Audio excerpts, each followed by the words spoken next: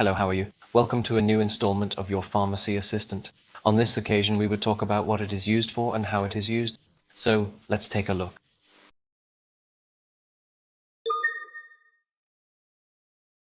Have you ever wondered when and how to use azithromycin? Well, let's dive right in. Azithromycin is a potent antibiotic, a go-to solution in combating various bacterial infections. But there's more to azithromycin than just popping a pill when you're feeling ill. So, how and when should you use azithromycin? Well, it's crucial to follow your doctor's instructions to the letter.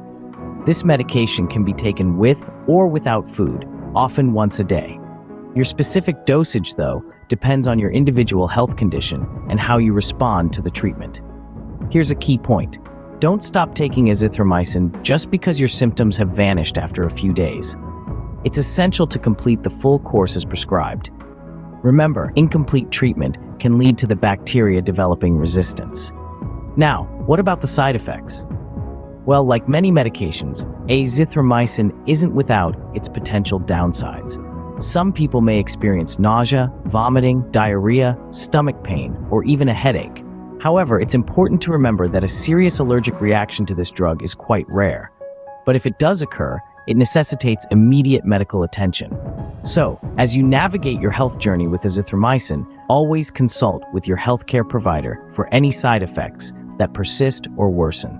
So, here's what you need to remember about azithromycin. It's a potent bacterial infection fighter, but it's not a universal remedy. Adhere strictly to your healthcare provider's directions and finish the full course prescribed. With proper use, azithromycin can effectively treat many bacterial infections. But remember, it's not a one-size-fits-all solution. Always consult your healthcare provider. If you've made it this far, let us know in the comments why you're using this medicine.